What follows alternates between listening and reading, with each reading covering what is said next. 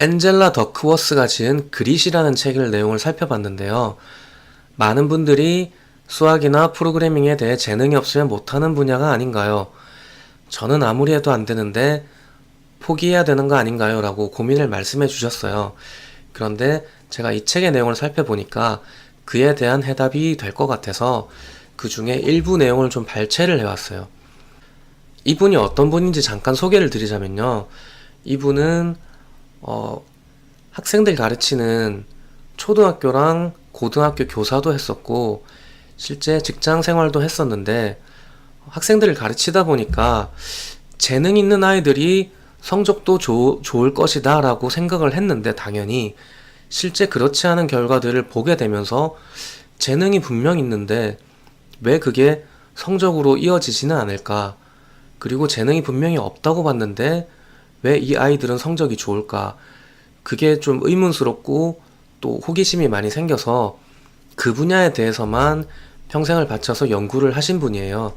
그래서 그 연구 결과로 상도 받았고 그 부분에 대해서 책을 썼는데 그 책의 내용을 같이 한번 살펴보겠습니다. 자, 책의 내용을 제가 조금 읽어 드릴게요. 내가 가르쳤던 학생들의 나이는 12에서 13세였다. 학생 대부분이 세련된 카페가 생겨나기 전에 A 에비뉴에서 D 에비뉴에 몰려있는 저소득층 주택 단지에 살았다. 뉴욕 쪽에 이제 거주하고 있는 거예요. 내가 근무하기 시작한 첫 학기에 우리 학교는 가난한 도시 지역의 학교를 소재로 한 영화의 세트장으로 선정되기까지 했다. 그 지역이 정말 가난하다는 그런 이야기인 거죠. 내 임무는 학생들이 7학년 수학책에 나오는 분수와 소수, 대수학과 기하학의 가장 기본적인 개념들을 배울 수 있게 돕는 것이었다. 우리나라랑은 학년 체제가 좀 다른데 12세에서 13세 7학년, 대략 초등학교 고학년 정도로 보시면 돼요.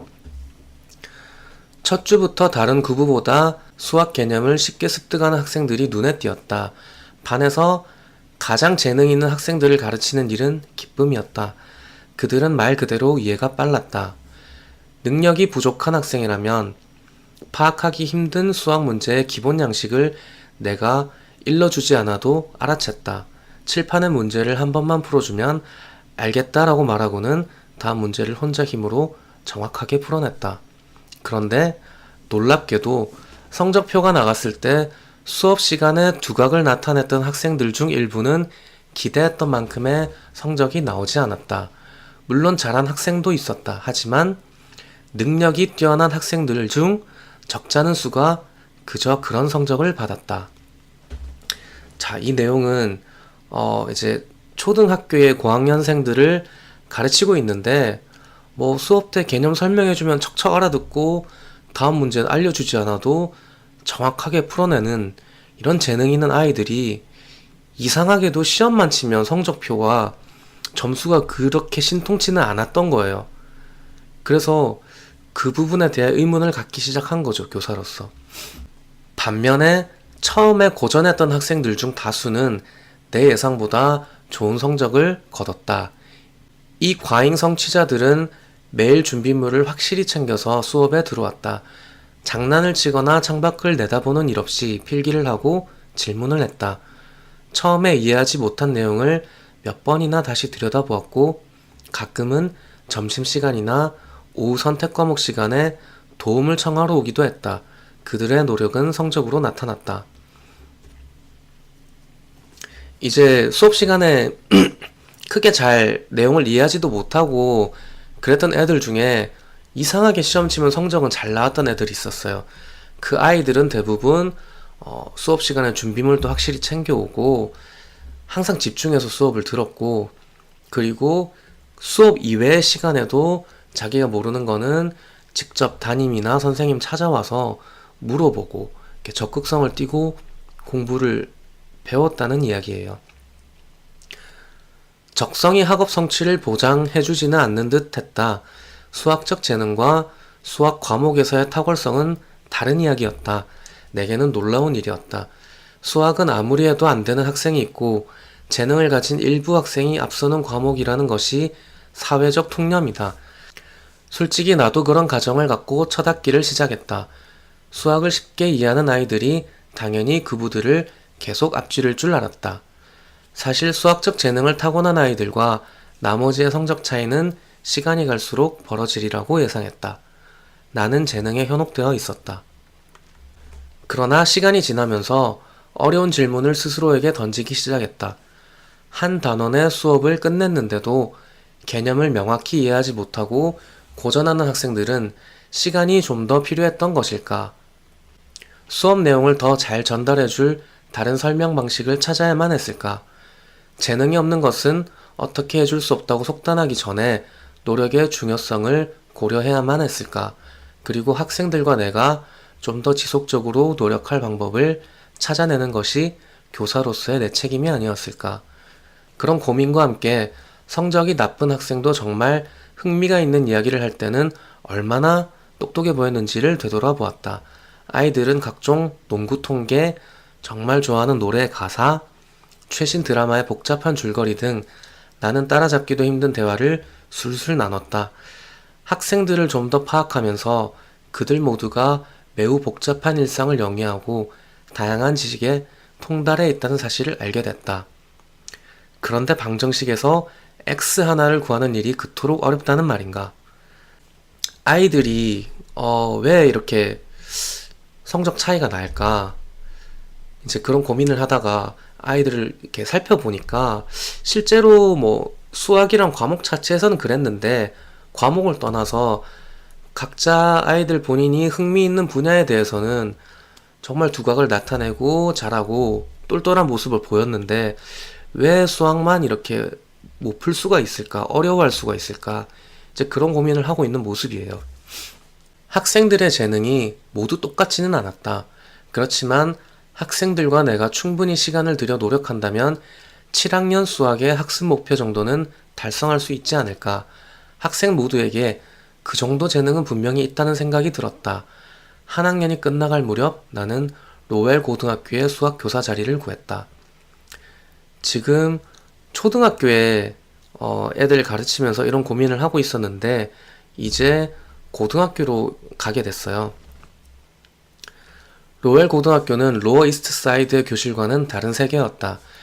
로웰은 캘리포니아 대학교의 여러 캠퍼스에 가장 많은 학생을 보내는 고등학교이며 미국 유수의 대학에도 다수의 졸업생을 진학시킨다. 대부분의 사람들은 로웰의 학생들이 일반 고등학교로 지나간 학생들에 비해 월등히 뛰어난 수재들이라고 생각할 것이다. 하지만 내가 보기에 로웰 고등학교의 학생들은 지능이나 근면성이 남달랐다. 한 번은 내가 담임을 맡은 학생들에게 공부를 얼마나 하는지 물어봤다. 그들은 한결같이 몇 시간씩, 그것도 일주일이 아니라 하루에 몇 시간씩 공부한다고 말했다. 지금 뛰어난 학생들이 많이 있는 로웰 고등학교라는 곳에 담임으로 갔는데 실제로 그곳의 학생들을 보니까 재능만 뛰어난 게 아니라 정말 열심히 노력하는 모습을 목격했다는 그런 이야기예요. 그러나 다른 학교와 마찬가지로 학생에 따라 공부에 기울이는 노력과 성적은 편차가 대단히 컸다. 뉴욕에서 확인했듯이 수학적 이해력이 뛰어나서 성적이 좋을 것으로 기대했던 학생들 중 일부는 그부들보다 뒤처졌다. 반면에 열심히 노력하는 학생들 중 일부는 시험은 물론 쪽지 시험에서도 늘 최고의 성적을 받았다. 자, 이제 이 학생들 중에 한 명 케이스 이야기를 얘기할 거예요. 데이비드 르엉이라는 학생이 있는데 그 학생도 그렇게 열심히 공부하는 학생들 중 한 명이었다. 르엉은 9학년 대수학 수업을 들었다. 로웰의 대수학 수업은 12학년에 대학 과목 선이수제 시험을 보는 심화반과 내가 가르치는 일반반으로 나뉘어 있었다. 내 수업은 수학 배치고사에서 심화반에 배정될 만큼 높은 점수를 얻지 못한 학생들이 들었다. 르엉은 처음부터 두각을 나타낸 학생은 아니었다. 그는 조용히 교실 뒤편에 앉아 있었다. 손도 자주 들지 않았고 자진해서 칠판 앞으로 나와 문제를 푸는 일도 드물었다. 하지만 곧 숙제를 채점할 때마다 데이비드가 제출한 숙제가 늘 완벽하다는 사실을 알아챘다. 그는 쪽지 시험과 일반 시험에서도 A를 받았다. 답이 틀렸다고 채점했을 때는 그가 아니라 내 실수일 때가 많았다. 지금 르엉이라는 학생이 있는데 심화반에 가지도 못하고 일반 반에 배치받은 학생이고 그 일반 반 안에서도 크게 두각을 나타내지도 않고 조용히 교실 뒤편에만 앉아있는 학생이었는데 시험을 치거나 숙제를 이제 채점할 때 항상 그 친구 점수는 굉장히 높았나 봐요. 그래서 그 친구가 점수는 잘 받고 있다. 그런 이야기를 하고 있습니다. 게다가 얼마나 배움을 갈망하는 학생이었는지 그는 수업 시간에 완전히 몰입했고 수업 후에는 좀 더 어려운 과제를 달라고 공손히 부탁했다. 심지어 이게 조용한 학생이긴 한데 점수도 잘 나오고 수업 때 집중도 하고 그리고 선생님한테 따로 찾아와서 좀 더 어려운 숙제를 내달라 이렇게까지 부탁을 할 정도였다고 하네요. 나는 대체 이 아이가 내 반에서 무엇을 하고 있는지 의아해지기 시작했다. 얼마나 말이 안 되는 상황인지 깨닫자마자 곧장 수학과 부장 선생님의 사무실로 그를 데려갔다. 상황을 설명하는데 시간이 오래 걸리지는 않았다. 다행히 부장 선생님은 요식 절차보다 학생에게 더 가치를 두는 현명하고 훌륭한 교사였기 때문에 그녀는 르엉을 내 반에서 심화반으로 바꾸는 서류를 바로 작성해 주었다. 나는 훌륭한 학생 하나를 잃었지만 심화반 교사는 훌륭한 학생을 새로 얻었다. 물론 르엉은 심화반에 간 뒤로 성적에 기복이 있었고 전부 A를 받지도 못했다. 기하학 수업의 첫 시험에 르엉은 D를 받았다. 르엉을 심화반으로 보내줬어요. 이렇게 똘똘한 학생이 일반 반에 있는 게 말이 안 된다. 심화반 보내줬는데 거기서 첫 시험에 바로 D를 받은 거예요. 정말 낙담할 수 있는 그런 상황인 거죠. 그가 나중에 내게 말했다. 낙담했죠. 정말 실망했지만 그 일을 곱씹고 있지는 않았어요. 다음에 어떻게 해야 할지 거기에 집중해야 한다고 생각했어요. 그래서 선생님을 찾아가서 도움을 청했어요. 기본적으로 제가 무엇을 틀렸는지, 바른 풀이는 무엇인지 이해하려고 노력했어요. 자, 이제 심화반 가서 바로 D를 받으면 나는 심화반 레벨이 아니구나.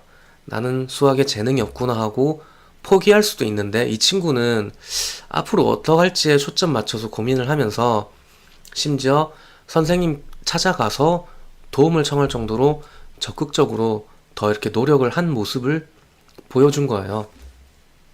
12학년에 올라간 르엉은 2개의 미적분 수업 중에서 최상급 과정을 들었다.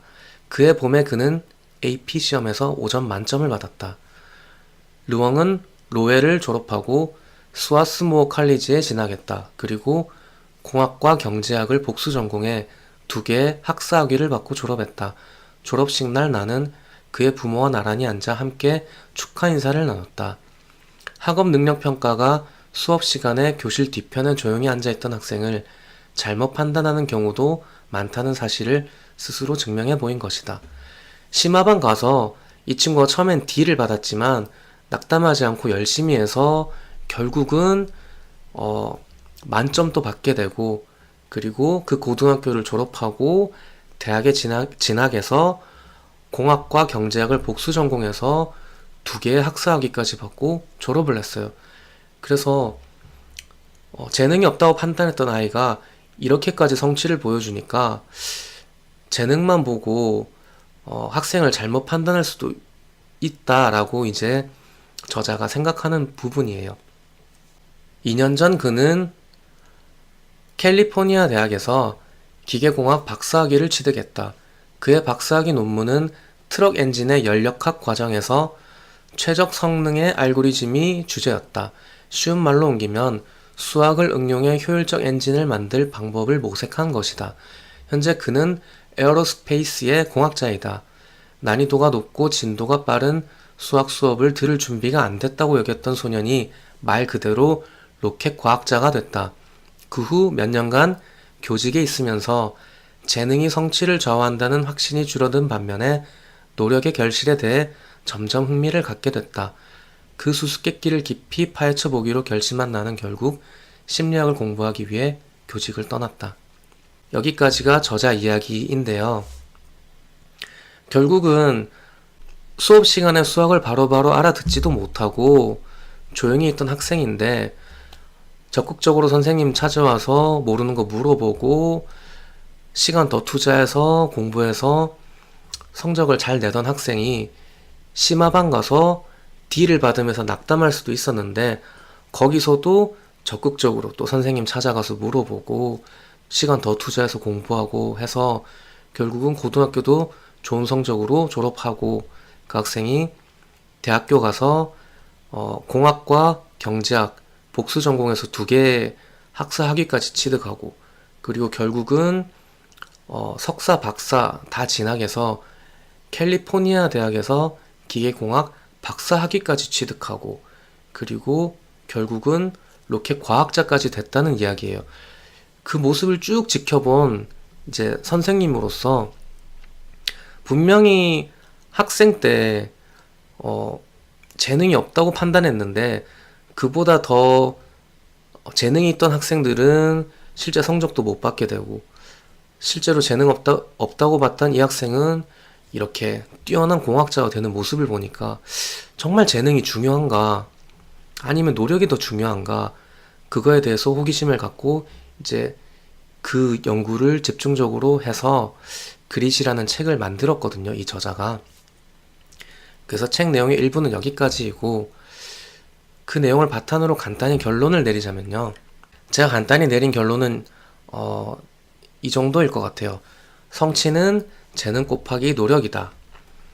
그래서 성취는 재능과 노력이 곱해진 결과라고 생각하는데 여기서 재능은 결국 출발선에 불과하며 여러분 개개인이 가진 재능의 차이보다 긴 세월 동안 여러분이 들이는 노력의 차이가 더 큰 비중을 차지한다고 생각하거든요. 그래서 재능이 다소 부족하더라도 꾸준히 노력한다면 원하시는 성취를 반드시 이뤄낼 수 있다고 저는 그렇게 생각을 하고 있어요. 네, 간단히 결론을 내려드린 거는 분명 재능이 영향을 미치죠. 출발선은 좀 다른 부분이 있긴 한데 결국 저희가 단거리 경주가 아니라 장거리 긴 시간 동안 노력해서 성취를 이루는 거기 때문에 노력을 꾸준히 포기하지 않고 하신다면 적극적으로 하신다면 방금 본 사례처럼 여러분도 반드시 좋은 결과를 얻을 수 있을 거라고 생각해요. 그래서 지금 당장 수학이 어렵고 이해가 안 가고 프로그래밍 코드를 봤는데 코드가 너무 이해가 안 가고 나는 재능이 없나 보다 하고 낙담하시기 전에 그만큼 더 시간을 투자하고 더 적극적으로 공부를 해서 노력을 해야겠다라고 생각하시는 게 더 중요하다고 생각해요. 자, 지금 매너챗님께서 재능이 0이면 꼽혀도 0이죠. 예를 들어서 아무리 알파벳을 가르쳐도 알파벳을 읽지도 못하고 외우지도 못해요. 그런 사람은 이제 코드 자체를 읽지도 못하고 쓰지도 못하겠죠. 그 경우는 0이라고 봐도 돼요. 근데 여러분 중에서 그렇게까지 극심하게 재능이 없는 사람은 아무도 없거든요. 그래서 여러분은 일단 기본적으로 0은 아니다라고 당연히 보시면 될 것 같아요. 아루미나님께서 같은 시간 노력하면 초기 재능이 얼마냐에 따라 차이가 훨씬 커진다는 거군요. 물론 그 말도 맞아요. 똑같은 시간을 노력하면 분명히 영재들은 더 많은 성취를 이룰 거예요. 그런데 참 아이러니한 게 재능이 뛰어난 아이들일수록 노력을 사실 많이 안 하거든요. 조금만 해도 딴 애들보다 뛰어나니까 난 이 정도 하면 됐네 하고 또 놀러 가버리거든요. 그런 경우가 사실 상당히 많기 때문에 크게 우려하지 않으셔도 돼요. 진짜 토끼와 거북이 이야기가 딱 그대로인 것 같아요. 그래서 여러분이 지금 당장 내가 중학교 또는 고등학교에서 반에서 굉장히 성적 순위가 뒤처져 있다 해서 1, 2등인 애들에 비해서 내가 앞으로도 항상 못할 거다 라고 생각은 안 하셔도 되고 대학을 진학해서도 내가 예를 들어 지방대학교에 있다. 근데 서울에 있는 유명한 좋은 대학교 다니는 애들에 비해서 내가 앞으로도 이렇게 뒤처진 채로 성취도 뒤처질 것이다 라고 그런 의식을 갖지 않으셔도 돼요. 그 친구들은 또 졸업하고 공부 안 할 수도 있거든요. 졸업하고 좋은데 취업하고 그 뒤로 자기 개발 중단해버릴 수도 있는 거고, 여러분들은 뭐 졸업한 뒤에도 꾸준히 더 노력해서 뭐 사회에서, 회사에서 더 큰 성취를 나중에 이룰 수도 있는 부분이고요.